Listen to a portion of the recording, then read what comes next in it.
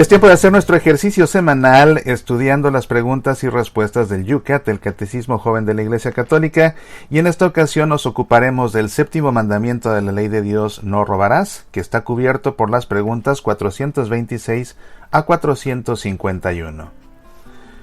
¿Qué regula el séptimo mandamiento, no robarás?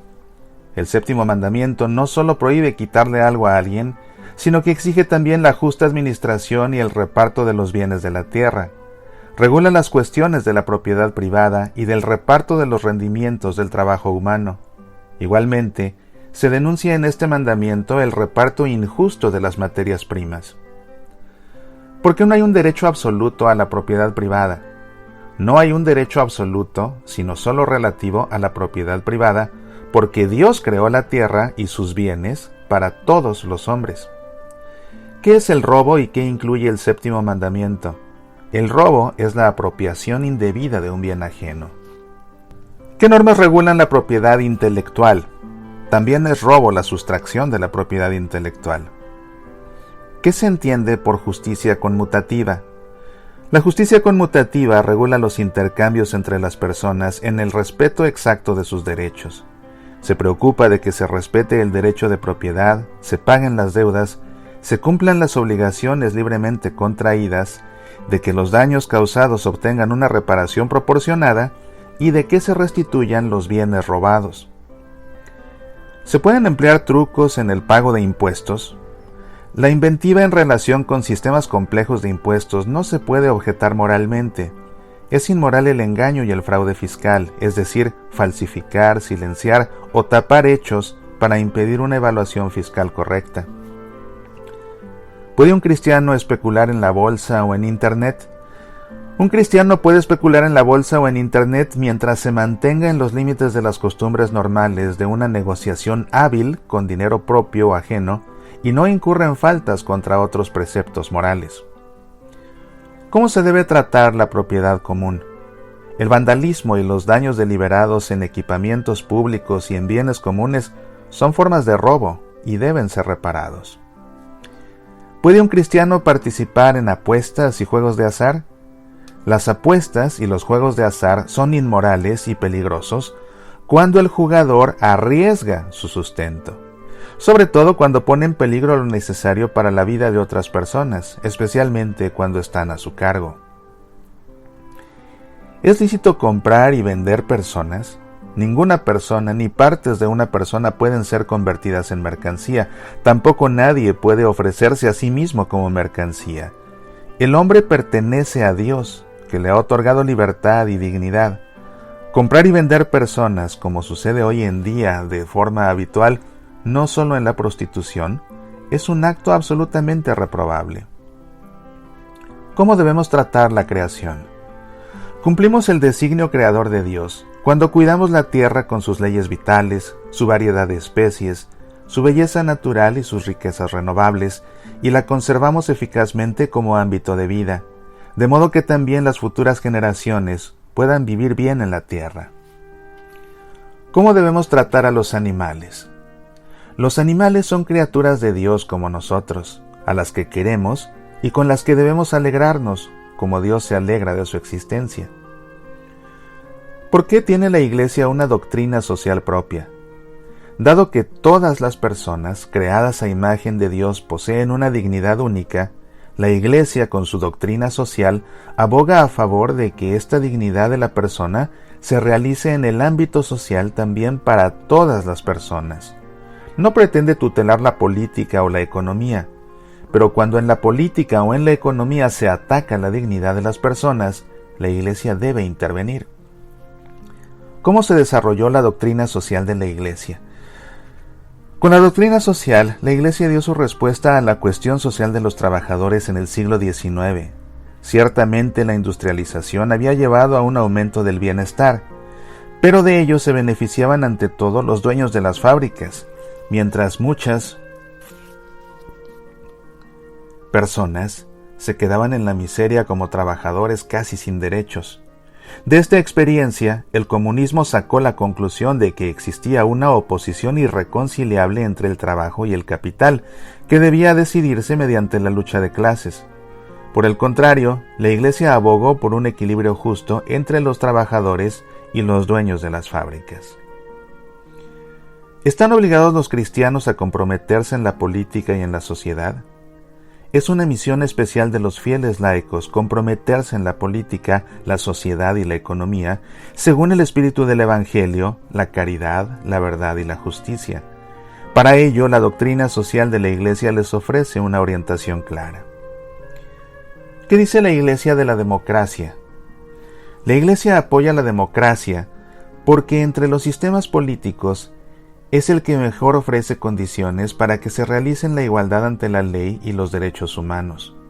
Pero para ello la democracia debe ser algo más que un mero dominio de la mayoría. Una verdadera democracia es posible únicamente en un Estado de Derecho que reconozca los derechos fundamentales de todos y en caso necesario los defienda contra la voluntad de la mayoría. ¿Cuál es la postura de la Iglesia ante el capitalismo y ante la economía de mercado?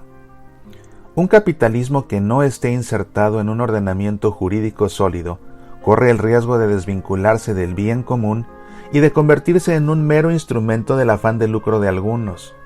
A esto se opone la Iglesia decididamente. Por el contrario, aprueba una economía de mercado que esté al servicio del hombre, evite los monopolios y garantice a todos el suministro de los bienes y el trabajo necesarios para vivir. ¿Cuál es la función de los responsables de las empresas? Los empresarios y los directivos se esfuerzan por el éxito económico de sus empresas, pero junto a los legítimos intereses de beneficio, existe también para ellos una responsabilidad social. Tener en cuenta los justos intereses de los empleados, los proveedores, los clientes y de toda la sociedad, y también del medio ambiente. ¿Qué dice la doctrina social de la Iglesia acerca del trabajo y el desempleo? El trabajo es un mandato de Dios a los hombres. En un esfuerzo común debemos mantener y continuar la obra de la creación. El Señor Dios tomó al hombre y lo colocó en el jardín de Edén para que lo guardara y lo cultivara. El trabajo es para la mayoría de los hombres un medio de sustento. El desempleo es un mal grave que debe ser combatido con decisión. ¿A qué se refiere el principio del trabajo sobre el capital? La Iglesia siempre ha enseñado el principio de la propiedad del trabajo sobre el capital. El dinero o el capital lo posee la persona como una cosa. El trabajo, por el contrario, no se puede separar del hombre que lo realiza. Por eso, las necesidades elementales de los trabajadores tienen prioridad sobre los intereses del capital.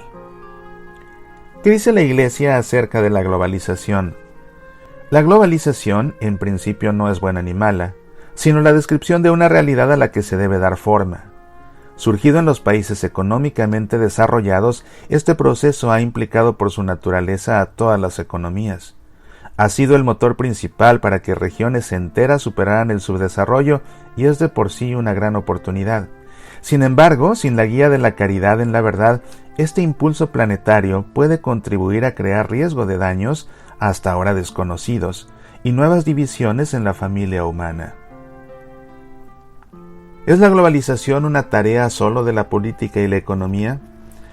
Antes existía la idea de un reparto de funciones. La economía debía ocuparse de aumentar la riqueza y la política de su justa distribución. En la era de la globalización, sin embargo, los beneficios se logran a nivel global, mientras que la política queda limitada a las fronteras de los estados. Por eso, hoy no solo es necesario el fortalecimiento de las instituciones políticas supraestatales, sino también la iniciativa de personas y grupos sociales que se dediquen a la economía en las regiones más pobres del mundo, no en primer lugar a causa del beneficio, sino partiendo de un espíritu de solidaridad y de caridad. Junto al mercado y al Estado es necesaria una sociedad civil fuerte. ¿Son la pobreza y el subdesarrollo un destino ineludible? Dios nos ha confiado una tierra que podría ofrecer suficiente alimento y espacio para vivir a todos los hombres. Sin embargo, hay regiones enteras, países y continentes en los que muchas personas apenas tienen lo necesario para poder vivir.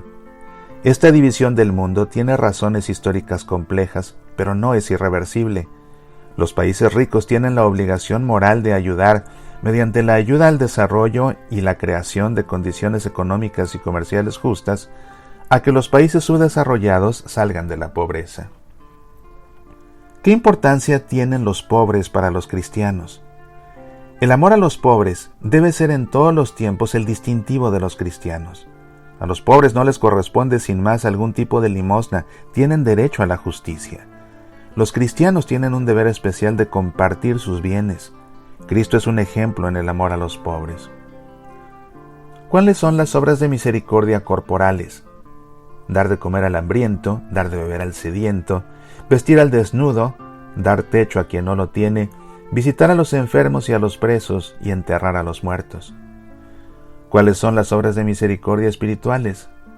Las obras de misericordia espirituales son enseñar a quien no sabe, dar consejo al que lo necesita, consolar al afligido, corregir al pecador, perdonar al ofensor, sufrir la injusticia con paciencia, rezar por vivos y difuntos.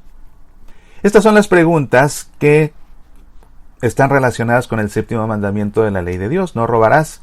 Como siempre, para profundizar en estos temas, te invito a que leas la explicación que dé el Yucat a cada una de estas preguntas y más aún a que revises estos temas en el Catecismo de la Iglesia Católica, que ofrece explicaciones mucho más detalladas. Soy Mauricio Pérez. Estas son Semillas para la Vida.